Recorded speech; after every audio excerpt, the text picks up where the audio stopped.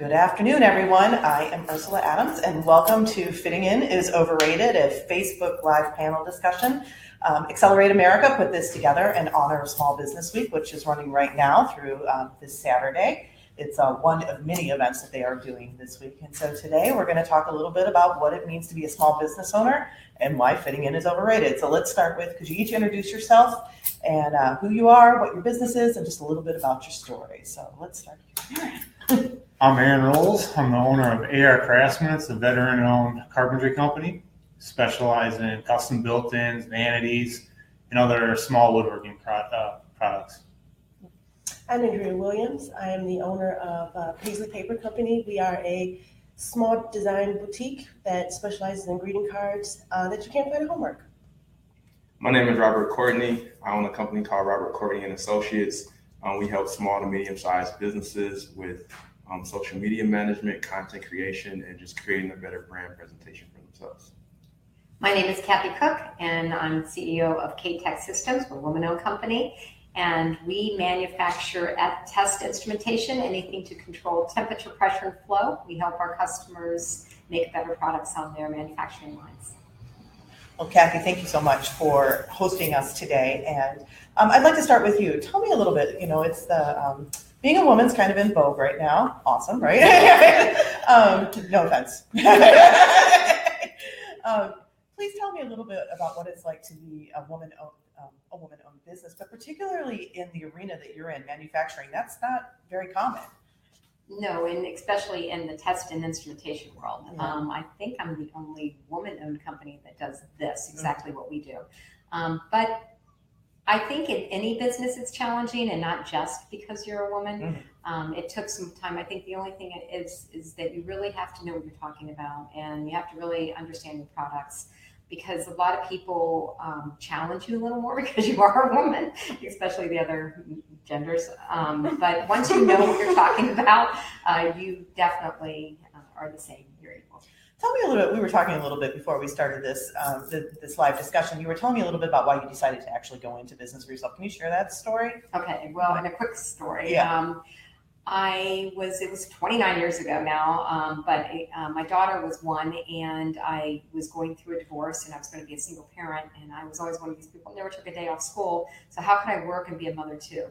So I decided to start my own company so that I could be a mother first, and that's how I looked at it. And I always just joke saying, one day I'll get a real job, and then I realized after I hired my first 2 employees, and they were going out to lunch one day, I saw them with their paychecks in their hand, and I was like, wow, I have a real job, and I have to be responsible for other people. Yeah. So, it's 29 years ago, and here we are. Yeah. Well, that actually leads me to my next question that I'd like to open up to all of us. How is it that you decided, or why is it you decided to go into business for yourself? So who'd like to start?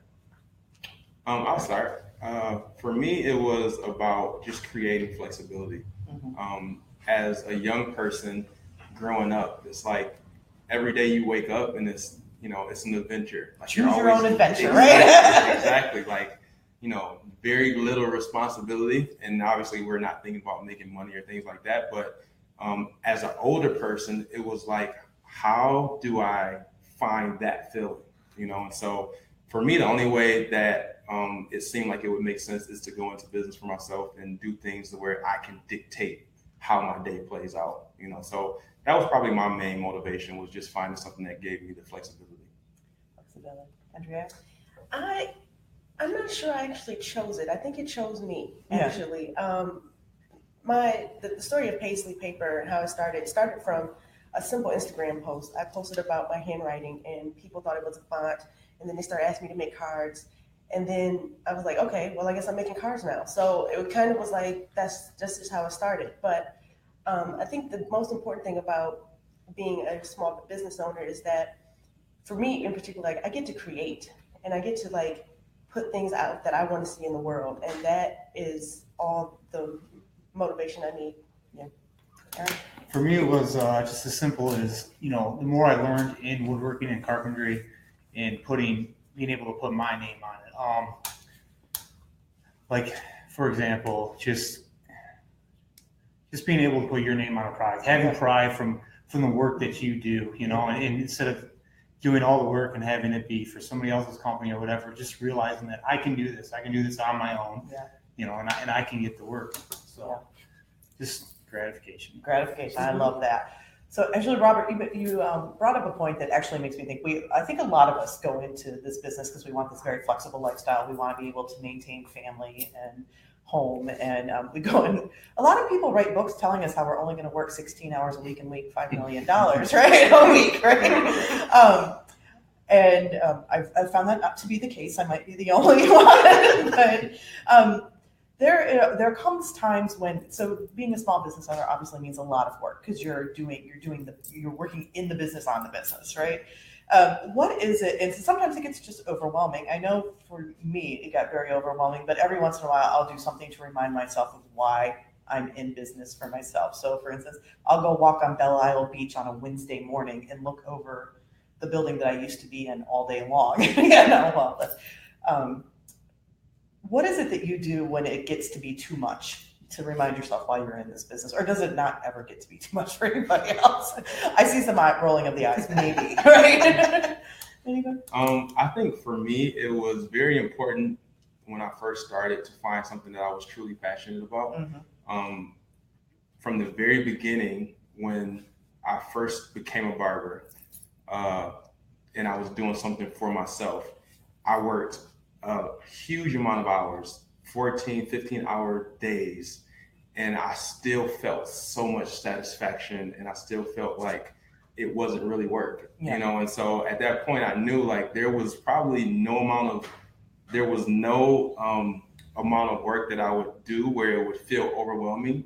But with that being said, those days did come, you know, and I think if you're passionate about it and you love it, and you've picked the right thing, then it's a lot easier to push through those days and kind of overcome those thoughts of, you know, it's beginning to become hard. Yeah, so drive by purpose and passion. Yes, passion, absolutely. Passion. Absolutely. Yeah. Anybody else have little tricks? Does anybody else get overwhelmed? Maybe all the time. It's Yeah. hard to sleep. You think about the business constantly. But what has helped me tremendously now is I just started recently kind of working out and everything, now getting back on my mental mind, getting up a little earlier and having some time to myself. I realized that one morning when I had a cup of coffee and I saw some deer running, and I just felt the sense of peace. And I thought, oh, I'm missing that. I'm really, you know, it's like the first time I felt that in a long time, and I need to get that back. Mm-hmm. So the passion, the drive, not letting other employees down, you got to keep the ship running, and it's up to us to do that. For me, the stress, I'm just constantly in my head, and not even in a bad way. So if I'm going to be doing a built-in or something, for me, all night, even if I'm not working on it, I'm building it in my head. Mm-hmm. So I need something that just takes my mind off, you know, all of that. And for me, I usually golf, so which is, you know, a plus because I can make my own schedule. Right? Yep. So am I the only one that still has a full-time job? Well, yeah. Well, we all have full-time I mean, jobs, I mean, a full-time job in addition to a business. a business. Everything. Okay. So yeah, overwhelmed is my middle name. Yeah. I work, like I said, I work full-time for a company, and I come home and I work full-time for myself. And I never considered myself to be great at time management. I'm definitely a person that loves taking naps. So I will schedule a nap, you know, at any time. But now I realize that because I have customers to, you know, take care of, and I have my own motivation for it, I find those little moments where I feel like, oh, I can shoot off a couple emails. Mm-hmm. I can, you know, sketch something really quick for a new card I'm thinking about. And so I'm becoming the person that uses the little minutes in between my big tasks to get stuff done. And I never thought I would be that person, but here I am. Yeah, you have to get a lot more organized. Yeah. So I just want to remind anybody that is out there watching, if you do have a question, make sure you go ahead and send that question in. We'll be answering your questions in a little bit. So Robert, you have a really interesting story, right? So you do social media, you do marketing, logo, social media. Mm-hmm. That wasn't where you started. You just mentioned you were a barber. How did you get here? So yeah, my story is very interesting. I started as a barber. First, I worked in kind of a corporate environment to some degree. I was originally planning to become an engineer, and my path got halted when I got laid off from the job, and I just kind of had to make a decision. I went through those days where I would be overwhelmed and not want to get up for work, and that happened, repeatedly. And so when I got laid off, it gave me an opportunity to really reflect and try to figure out, like I mentioned earlier, like how do I regain some of my life back? So I did the thing that came natural to me and started barbering, went to school, found the shop to work in, and I enjoyed the feeling so much. I wanted more of it. And so naturally the next step would be owning the barbershop, which in the first 6 months, I questioned whether it was the right decision because it came with so much more responsibility. Like she said, now all of a sudden you're responsible for other people's livelihoods. You're the one that's in charge of paying the bills and keeping, the place open, and all the issues, everything, things break down. You're the person that's responsible for it. So for a split second, I questioned whether or not, but as I looked to the future and I wanted to do something much bigger and much greater than just the barbershop, we decided to launch a lifestyle brand, which included clothing and events that would be connected to the barbershop in a time before social media, when things were more about word of mouth and physical, traditional marketing strategies.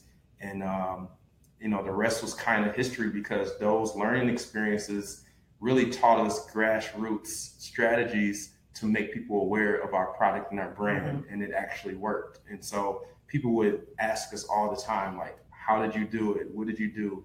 What strategies did you use? And we were giving that information away so much to where it was for free, right? And it was pulling away from the primary source of revenue, to where it was like, okay, I think it's time to put some framework around this and figure out a way to do this on a different level. And so that was kind of like the transition into the marketing and branding company.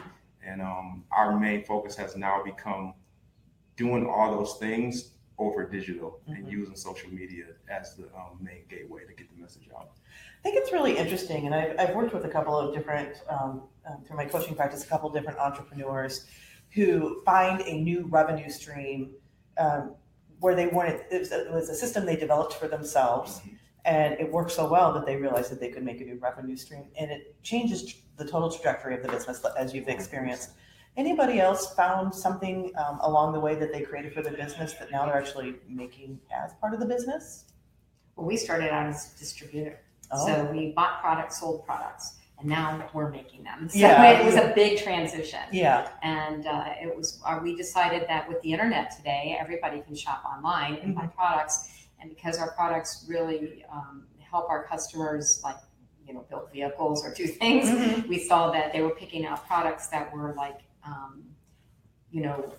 had issues. Have you ever shopped online? You had to return it, right? It doesn't always work. So we decided to, care about quality and try to help our customer really sort through that internet and build our products ourselves. So it really helped. Anybody else? So Andrea, you are working full-time and building a business. Yes. So tell us a little bit about what the challenge, because I think that's very common. Yeah. Well, we can't a lot of us just can't drop the safety net of a full-time job, of a paycheck, right? Yes. Or some of us choose not to because we really love our work. So tell us what is a specific challenge besides the fact that you need to plan and get naps, get in and never have enough time. Tell us about some of the specific challenges. It's really just time. It's Yeah. really time. I'm lucky enough that the team that I'm on at work is a little more flexible than a standard job. So sometimes I can take a long break if I need to run out to a printer, or if I need to drop something off, or, meet with a client for lunch. I have time where I can do that.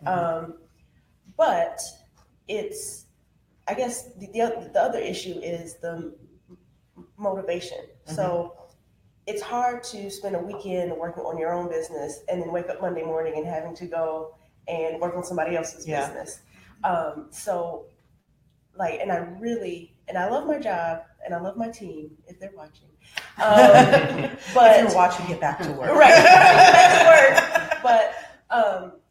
But waking up on Monday and knowing that, I have to wait until after 5 to really get into what I really want to do is probably the most disheartening and sad thing. Yeah. But I'm working towards it. So So now on the flip side, how is it that actually creating your own business contributes to the work that you do? So I am a designer by trade. I'm an art director.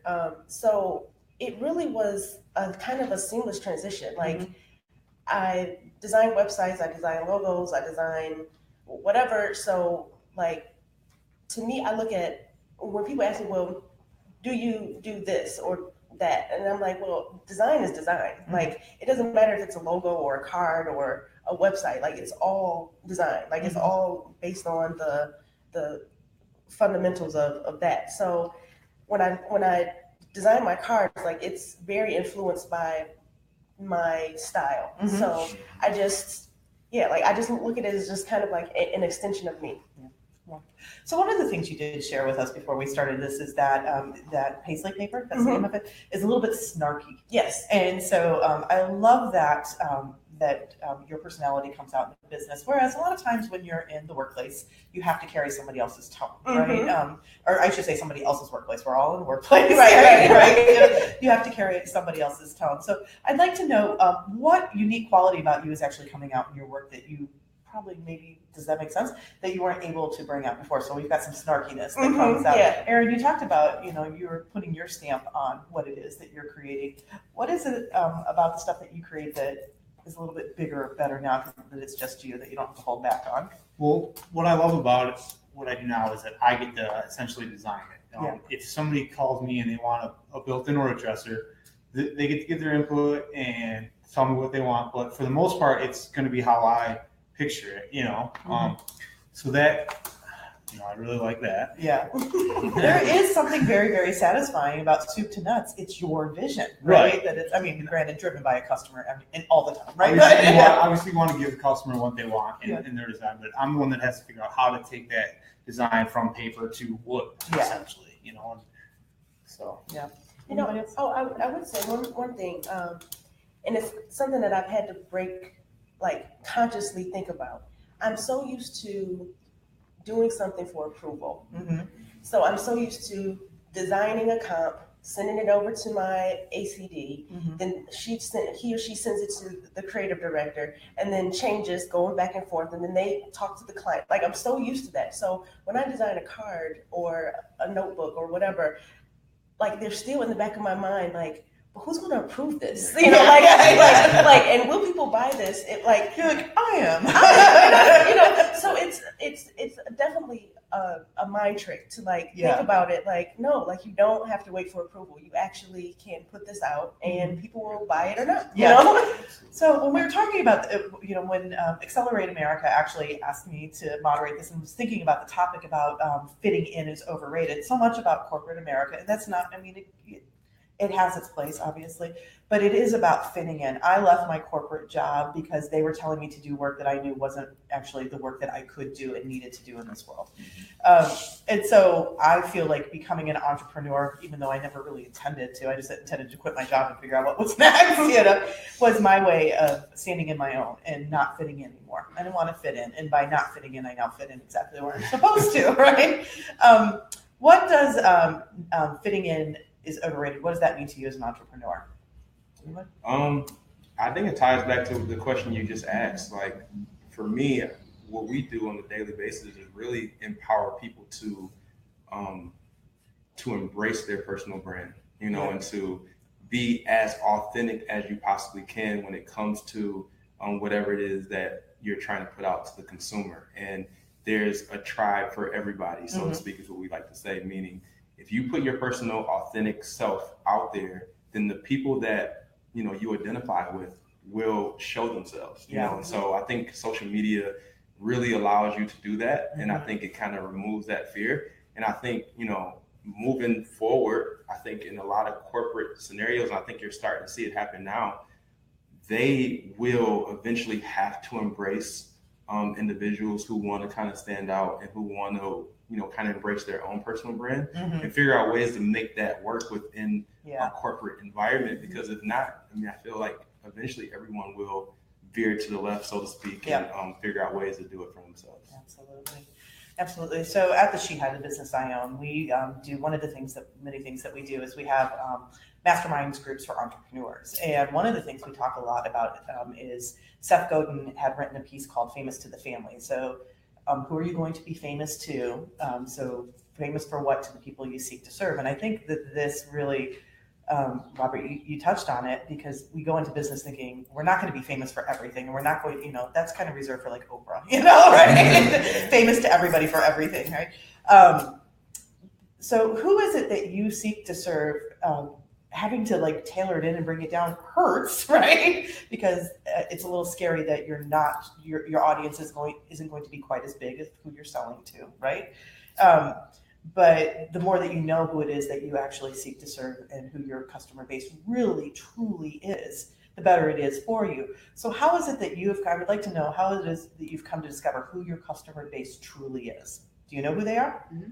Tell us a little bit. Well, so I'm in predominantly right now the automotive industry, but however, we're growing now in the food industry, the aerospace industry. So my customer base is anyone making a product or making something that they want to control temperature, pressure, and flow with. So we have many different areas, but it's really focusing on the product you sell.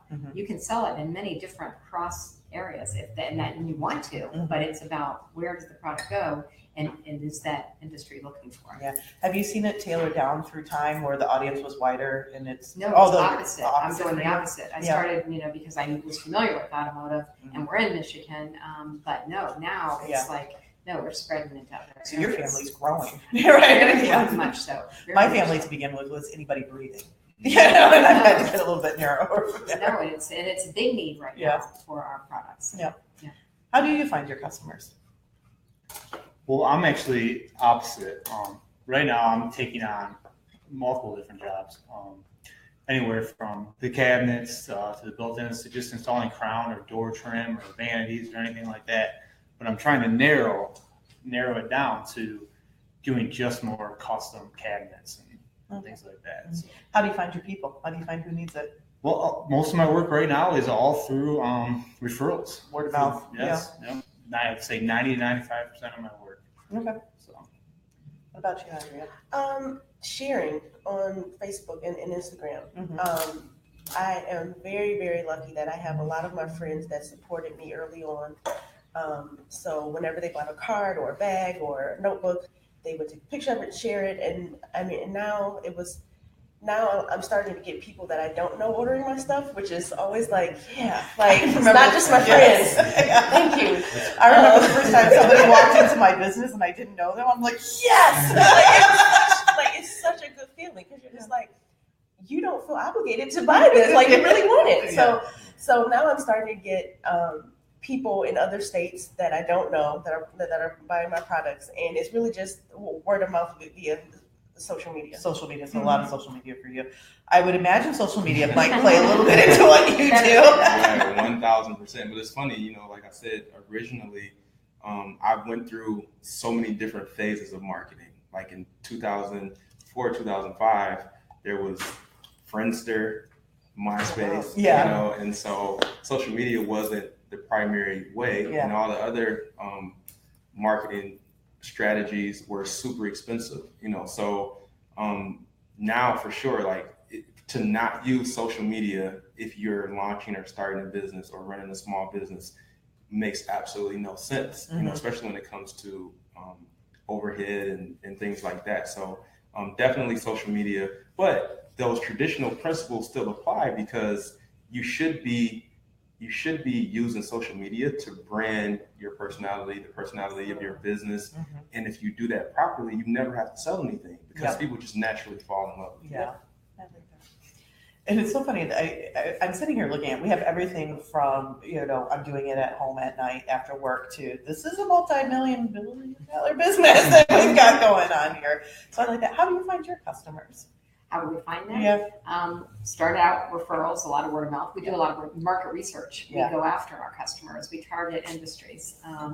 So a lot of, pick at LinkedIn. Yeah. It's another good way. We're starting to use a lot more social media. Yeah. Facebook's is some of our engineers aren't on Facebook, but maybe LinkedIn more. But it's blogs, writing white papers, that kind of thing. Ooh, I like that. So getting some of your subject matter expertise out there in the Yes. world. You mentioned market research, which is something that small business we probably don't talk about a lot, but so very, very important. And it feels like when you're starting up, because I think some of us are still, I mean, I still consider myself a startup, and things like market research seem so far outside my grasp, right? But they're probably really not. And actually, I know there's not. There's actually resources for people, like TechTown has Ask an Expert, and they have market researchers that will talk to you there. But I'm curious, I always feel these milestones every time I do something that I think as a small business was never possible before. Like the first time I got die cut stickers that didn't look like they were like printed on a dot matrix printer, like I felt victorious, right? Or I got a real refrigerator, not just like I have friends who own the Detroit Princess and they gave me one of their old leftovers, from the bar.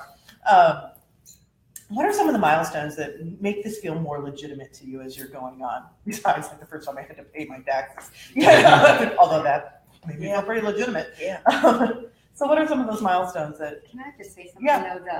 The Art State offers amazing resources for us Yeah. to grow our businesses. Yeah, That is when my milestone is when I started realizing those resources were available. that's a good point. Even reach out to the Small Business Association at even Oakland County, Yeah. SBDC. If you go on the Pure Michigan website all the way to the corner, you sign up. There's a thing called economic gardening. So all that market research is done free. Mm-hmm.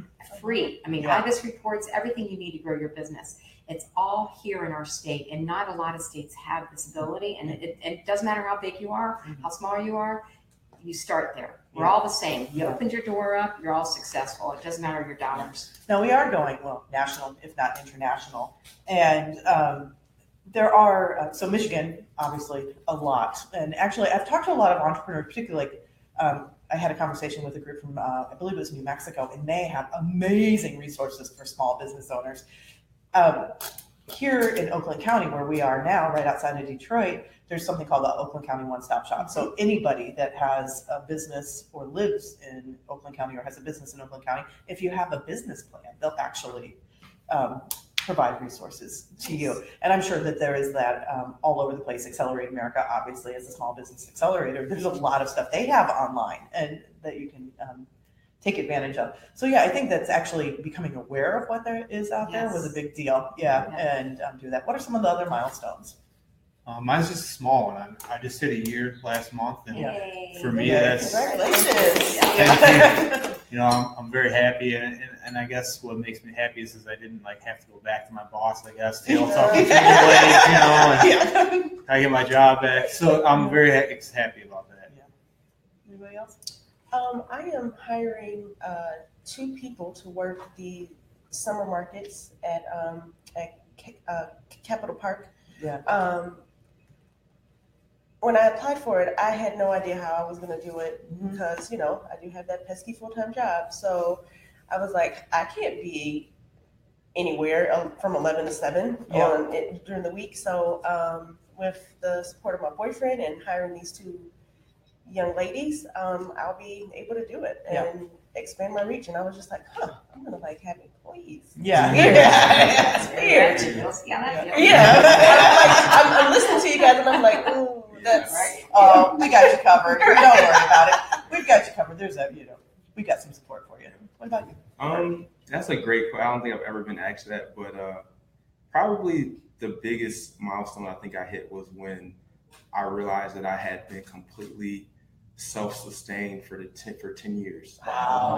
Where I didn't work for anybody else, and it just was like, that's a crazy feeling. Yeah. So Yeah. that's probably the biggest. That's awesome, man. So actually, you were just saying something about, I'm going to have to talk to you about what it means to have employees, right?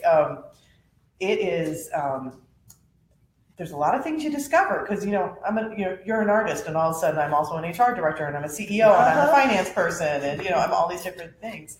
Do you have a mentor? I don't, and I'm looking for one. So Okay. whoever, I definitely am looking for one because a lot of the things that have happened for my business are very happenstance, very me just on the computer, how do you do, and so having someone that I can talk to that has been through it, I would absolutely love that. Yeah. I am looking. Anybody else? Does anybody here have a mentor? I do have more than one. Good. I have a couple. Yeah. And I didn't start out my business that way, and I wish I would have, because I Mhm. used to say I would be retired by now because I'm probably the oldest one here. Yeah. But having two different mentors or a couple in different areas and different change in I have a male mentor and a female mentorship. Lawrence Tech, that's another resource help for us. They have an incubator program there. They were able to provide a mentor. So it helped me get bank loans, helped me learn a lot, and helped me bounce ideas off of people. And you really need that person to help you, because who else are you going to talk to? Yeah. I think that's one of the things I noticed when I left my full-time job and I went into business for myself. I missed the team because, a lot of us go in singular first, right? And so I really missed the team and the people to bounce things off. That's why, like I said, I created a masterminds group. And just because I needed somebody to talk to, I was lonely. But it's amazing, even though in my masterminds group, there are so many of us from different businesses, different types of businesses, but so many of the issues are exactly the same. So does anybody have groups that they're part of, or is it just drinking around the fire at night? That helps too. I use a lot of social media stuff just for advice on certain things, like chat rooms and things like that. If I'm looking for a particular lumber that I want to use in a certain situation, things like that. But that's pretty much it. Yeah, I tend to pull from just different people in different areas. I feel like nowadays, once upon a time, when you use that word mentor, it was like about you talking specifically to a person that gave you, direct face-to-face feedback. I think nowadays you can really go just watch somebody probably and consume their content or their information. And even if you know them or if you don't, they're really like your mentor because they're planting the seeds that's going to kind of stir you in whatever direction. But I do that with, there's probably 5 or 6 different individuals that's out there that I don't know personally that I feel have created successful models that I can pull from, add my own little flavor to it, and really adapt that into my business practices. Who are some of those people out there that we don't know that you admire that bring some stuff in? Well, there's a few, but Gary Vee is one that I watch quite a bit for his business savvy and just the way he do things outside of the box. Kobe Bryant, I feel like his work ethic is just through the roof. Michael Jordan, obviously. Jay-Z is a big fan of mine because like his authenticity and ability to go from nothing to something I think is pretty amazing. So those are 4 of the people that I check. Oh, cool. So I want to ask. And Tim Ferriss. Yes. Sorry, I had to. That's okay. It's okay. Others, anybody have others that they follow? Like, who is it out there? That's one of the things I do love. Like LinkedIn, you can just get all sorts of really great access to, big thinkers, thought leaders out there. I mean, other places too besides LinkedIn, but LinkedIn, that's what I use it primarily for, is just see what's there. So, Aaron, I'm actually really curious. You are a veteran, Yes. right? So, Marine Corps, right? Yes. Can you Yep. do that like a hoo-ah or whatever it is? Hoo-ah. So, what is being a veteran? How's that contributed to actually you being a small business owner? In a lot of different ways. But I think, the one main way that it's really contributed the most is just the stress levels of everything. In the Marine Corps, even when things aren't necessarily stressful, they're going to make them stressful for you. Just so when you get to that certain situation, it's, no big deal. And what we all know, like owning a small business, there's a lot of ups and downs. And mentally, if you let yourself take that roller coaster ride, it's, you're going to drive yourself nuts. So I think the Marine Corps has really helped me keep an even keel for the most part. I like that. There are a lot of high highs and low lows. Like you go there until you really figure it out, right? Well, probably always even when you figure it out. What's a high? When you won that order. Won the award. You got the client. When you built something on time, for us, it's when we met our on-time delivery. Yeah. And we did it, and we succeeded. I mean, we had that happen here. We had 4 major projects, had to get done in December. We were literally moving into this building. And when we did that and completed it, it was just amazing that we did it. Anybody else a high? I remember the first time I raised my prices and somebody paid it without blinking an eye. I'll tell you one more. When that young man over there bought his house. Okay. So you can't see, but it's one of Kathy's employees right behind us. That makes me happy. Yeah. It makes me happy when I see they're doing things in their lives that are changing, and that is, to be a part of that is unbelievable. Yeah. Hi. Sometimes the first time somebody bought a card that didn't Yes, know you. yes, that's definitely a high. And my first craft fair, Yeah. it was amazing. I was like just a month prior, I had surgery, and so I was off of work, but I couldn't like really relax because I had to prep for the show, and had no idea how it was gonna go. I didn't know, like, this is my first one. I hadn't even really sold a lot on Etsy or my site, and it was amazing. Like, it was such a great experience, and I was worried about like being engaging with customers, and 'cause I'm an introvert, so like I was like, oh, like, am I gonna be like weird around people? But it turned out to be just fine, and it was wonderful. I think it's super important, like how he said, just not getting too high and high and not getting too low, because I think those things are really what define like the great business owner. I remember when we launched our clothing line, we landed like this, what we thought was this huge opportunity for a licensing deal, and nice upfront payment, royalties, all these different things. But the deal was for 3 years. The first year went absolutely wonderful. The second year, they shelved our brand, and we were locked into a contract, and we couldn't sell or make anything. Yeah. So now all of a sudden, it's just like, like went crashing to the ground. And in those experiences, I think is when you really understand it's like, doesn't matter what happened, you have to find a way to kind of stay right there in the middle, because you never know what's going to happen tomorrow as an entrepreneur or small business owner. Absolutely. I'd say that was one of the big things I learned not right up front. One of the things I'm learning 2 years into business for myself is that there have been so many times where, somebody like was just in passing, like, we're going to hire you to do this. And I'm like, we've already outgrown the space we just moved into, because this awesome thing that this person just said to me that ended up never coming through, or came through 2 years later, because I'm finding the sales cycle is pretty long sometimes, right? So learning to maintain that even keel, like, you can't count on everything that comes, but you don't have to be upset with everything that comes. Even when you actually get to the point where you send an invoice, there's no telling when that invoice is going to get. That's so true. Yeah, right. So we have a couple questions from the people that are listening or watching, viewing online. So I think that this one speaks to me, so I'm going to ask you guys about it. How do you feel about sharing your secrets with other entrepreneurs in your field? Are you protective of the things you've learned? Nope. I tell everyone, I don't want anyone, if I can share all my failures or all my good things with someone else to help them successful, I'm all for it. Yeah. I'd love to do it. Yeah. I believe in abundance. There's room for me, it's room for you, there's room for everybody. Yeah. So Absolutely. If people didn't teach me the woodworking or what I do, I wouldn't know how to do it. So why not share it? Yeah, I'm the same way. I give away as much as I possibly can. Yeah. And I feel like if you adapt that framework, especially today, because 10 years ago it wasn't that way. Nowadays, marketing space, if you adapt that, you're going to get so much more back. Yeah. So I think it's the only way to be. Yeah. Do you think that that's a difference between being an entrepreneur and being part of the bigger machine, the corporate America? Because that's one thing I noticed, particularly because I'm a services-based business. So like I said, I do counseling, coaching, and it's hard to give that away because that's all I do, right? But at the same time, I do it, and I find that when I actually partner with who would be considered a typical competitor or work with them together, that we build really cool things together, right? Yes. That didn't happen when I was in corporate America very often, or it happened on the surface. Do you guys think that that's a difference between small business and big business? Oh, we collaborate. This whole entire building is about everybody working together. Yeah. I mean, part of our equipment that we're building right now was built by the machine shop down the hall. My wooden table was built by the wooden guy next door. I don't know about you. And it's just, that's the way to grow your business. We partner on jobs because it makes two small companies a lot larger and a larger footprint for a bigger customer.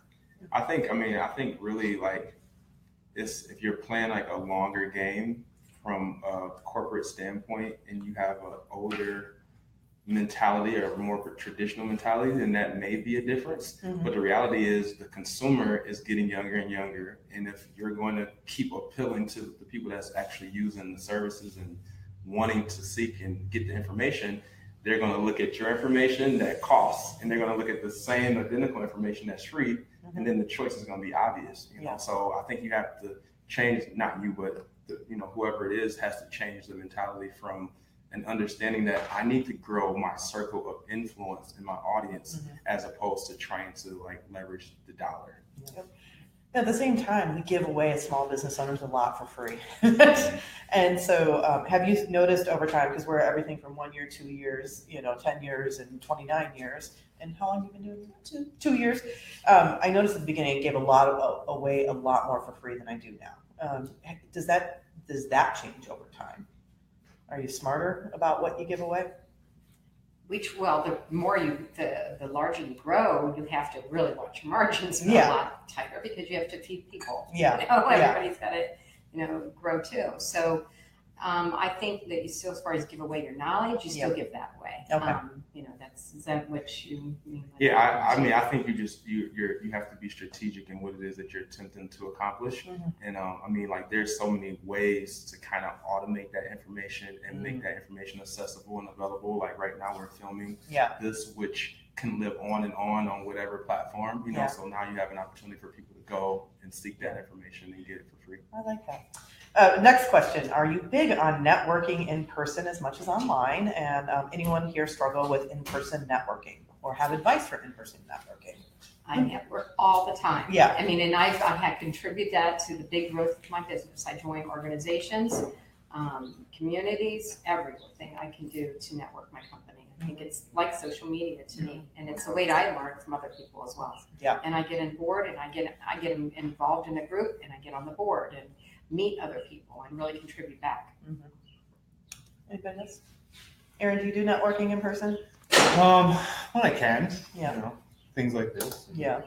But with what I'm doing, and essentially, if you're at work one day, I could get 5 phone calls in one day, and that day I'm still also trying to do the work, and then I would have to go to those estimates, schedule, put the estimates together, So it's just, I find it easier to do most of my networking online. Online. Yeah.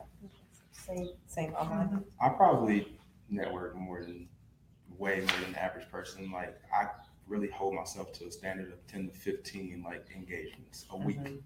I think that's been even before social media. The thing that I think allowed us to get going at the rate that we did was because we are in so many different places and developed so many circles of people. And so when it was time to launch the product, we were easily able to get that information out, and now I feel like that model is simply transferred over to social media, and we're essentially doing the exact same thing. So I think networking is super important. I would agree. And networking takes on a scary connotation if you're not used to it, but really it's this, having conversations with people. I think a lot of us are afraid, not a lot of us, a lot of people are afraid to walk into the room to do networking the first time because they don't want to be the imposter in the room, right? The person who, calling themselves an entrepreneur, but not really. And, we all face it, right? So I'm really interested, in particular, I'm going to ask about imposter syndrome. Does everybody know what that is? Right? So, anybody face that? At the beginning, at the end? I haven't never really heard that particular term, but I imagine it's pretty self-explanatory. Yeah. But yeah, I think it happens all the time. And honestly, I feel like in today's marketplace, everybody's an entrepreneur, and so I feel like it's probably easily confused that you're really doing something, and the person that's looking at you that's been doing it for 30 years might feel differently. Yeah. But I think it happens all the time. I think that's one of the biggest what do I want to say, impediments to networking, particularly I think for women, is that we don't want to walk in the room and we're an entrepreneur, and then I meet somebody who's been in business for 29 years, and what could I possibly add to the conversation? But the fact of the matter is, anybody can add to the conversation, right? Yeah. Right. Okay. What is something you wish you would have known from the very beginning? All the resources that were available, if they were, and also finding a mentor. I had one to talk to, and I didn't know what to do. So I had to make those mistakes. Yeah, I think I would go along with that. With the resources that are available to you that I did not take advantage of to start with. I was actually a partnership when I started my business. Didn't realize that was on a different tax season than if I had not been a partnership. Had a little penalty the first year. IRS was forgiving. But because I didn't take advantage of, somebody knew but I didn't ask, right? So what are some of the other things you wish you knew from the beginning? I needed more space. Yeah.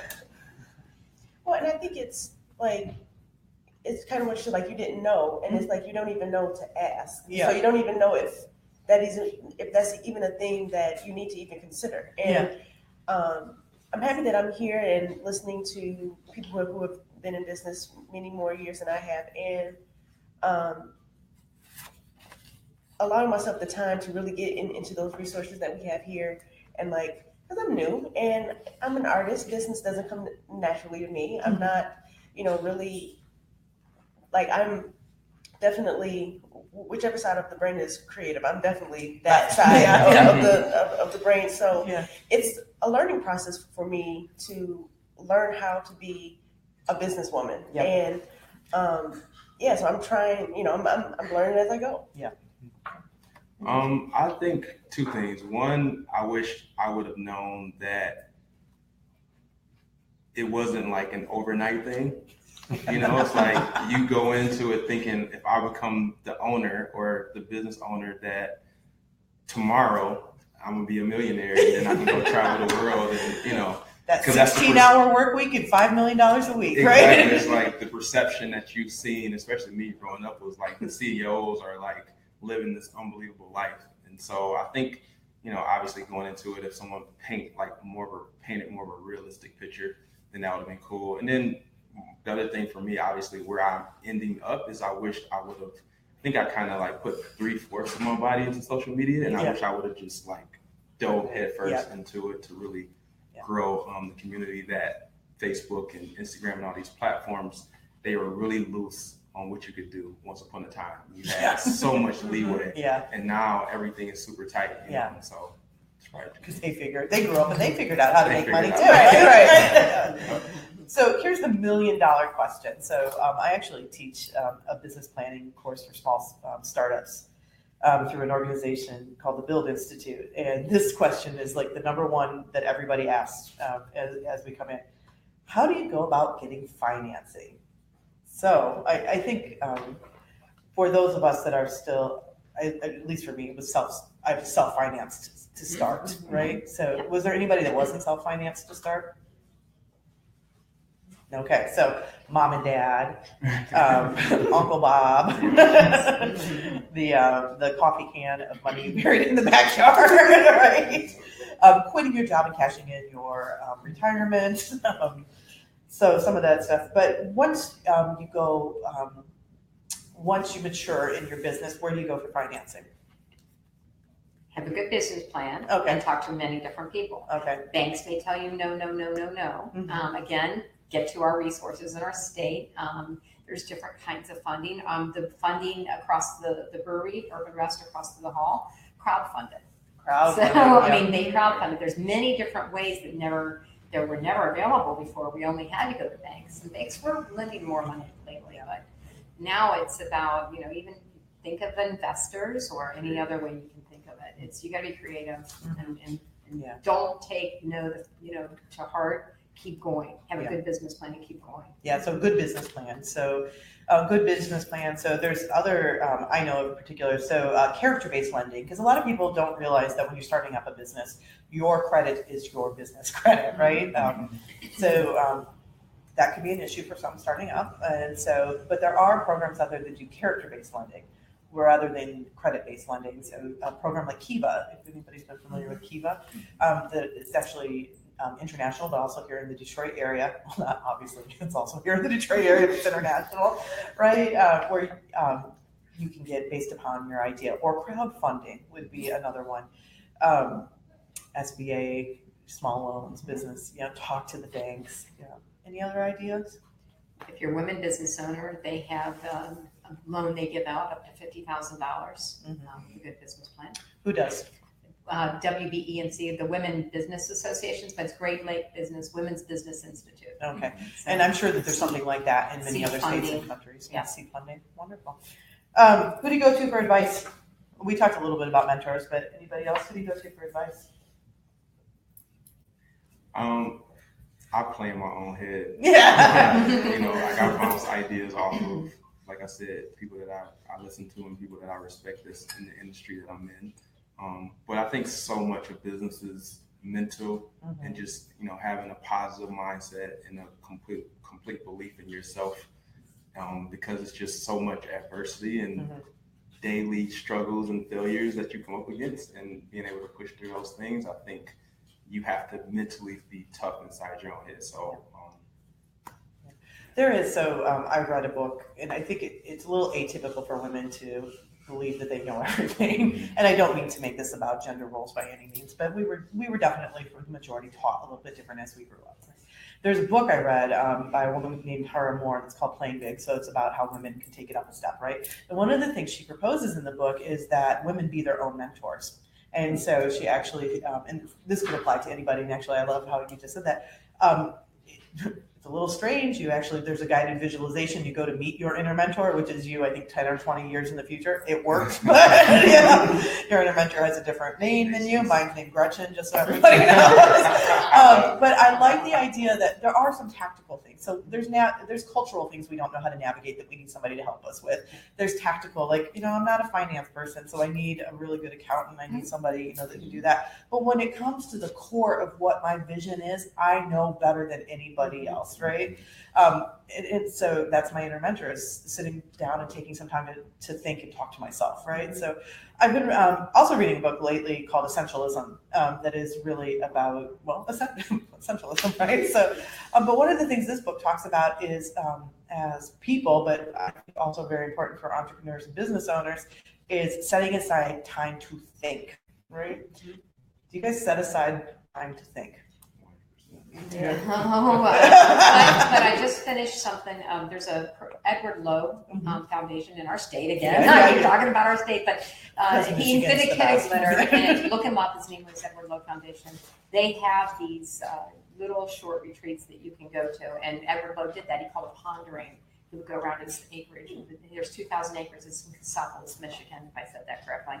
And it's amazing to get away, and that's the first time, because I don't think we do that enough. But you asked the question before, who do you go to?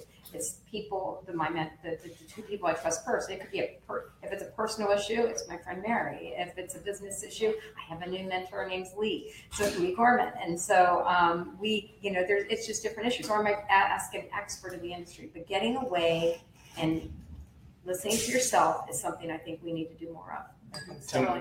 Tim Ferriss has his philosophy of the 4-hour work week, which is I'm a big fan of it. Wrote it years ago, but it's basically about finding your most creative time of the day, whether that's early in the morning or late at night or whenever, and really reflecting on your ideas in that moment. Because a lot of times we don't realize, if our daughter call or our son call or a coworker or someone calls us and they ask us things, and we think that we're giving them quick little information, they're actually pulling from our creative energy, which essentially affects our business output and how we produce for ourselves. And so for me, every morning around 5 or 5:30, my eyes just pop open and the whole house is sleeping. And I'll literally lay there. I might scroll on my phone or something, but I'll literally just play ideas out, for an hour or so. And I feel like it contributes so much to the productivity of my day. So, full-time job, business, do you get time to think? I do. And so I also freelance. So why not? Why not? Let's just throw that in there. But when we talked about self-financing, that's kind of how I finance Paisley is. And and it's still what I love to do. I still love to do stuff. So, I can use you. Okay, well, let's talk. Let's talk. So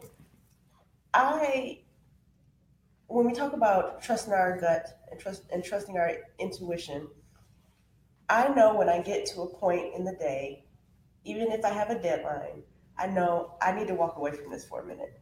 Yeah. I have to, I know it's due in 2 hours, but I need to walk away for 15 minutes. And I have to do that because otherwise I'm just spinning wheels. And and it's not helpful to me, because then I get frustrated and then nothing looks right and then nothing works. And then, the program crashed, everything just kind of blows up. So it's recognizing that and knowing your limits and setting self-care Mhm. and saying, no, I need to stop. I love it. Business owners are never off. Love that on sound. So, Aaron, do you get time to think? Do you get time to think, Aaron? Yeah, kind of sometimes, but mainly for me, like with him and laying in bed and going over everything. For me, it's at night though. Like when I'll lay there and I Yeah. can't sleep because I'm constantly building whatever I'm building in my head. But luckily, when I am working in the shop, it's in my backyard, in my garage, so I can take 15.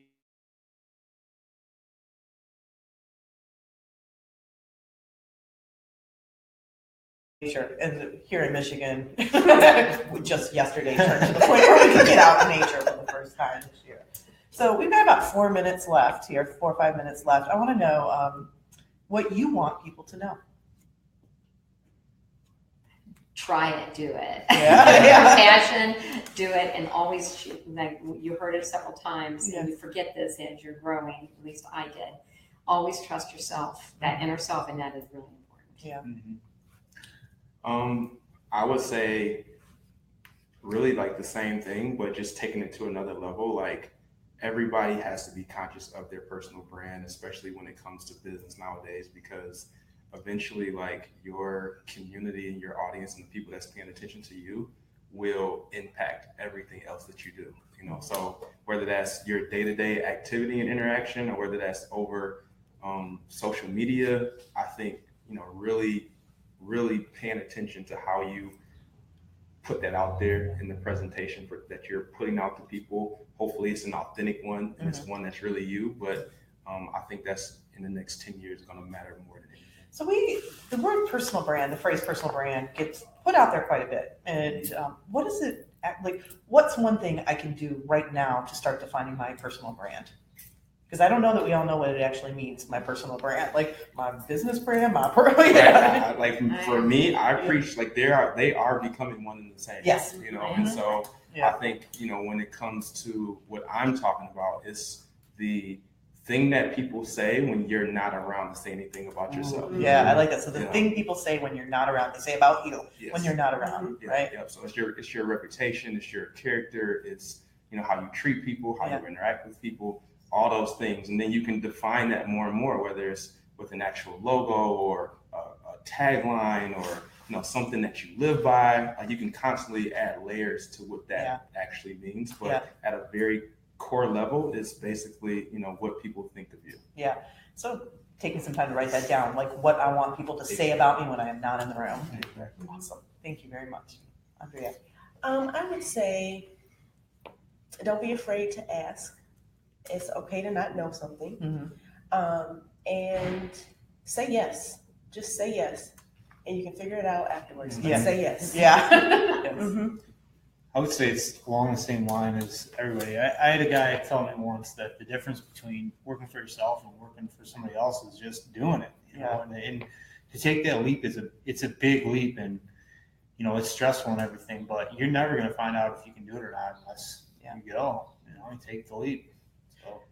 I think along those lines, one of the things, the piece of advice my mentor Mike gave to me when I first started out was about the just do it. But my original business plan is a lot bigger than my business is right now. So I had this huge business plan, like it's going to be a 3-story house, all the stuff's going to happen there.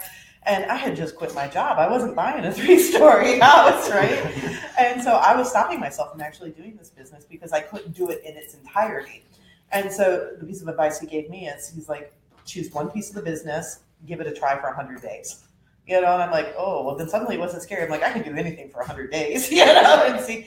And so I love that idea of just starting small, incrementally, prototyping, and setting a finite amount of time to figure out whether or not this actually was something that worked, and changing as I went along. That was the other piece of advice. He's like, whatever you think it is, it's going to be something completely different by the time you're done. I love that. What's one other really good, some other good pieces of advice people gave you along the way?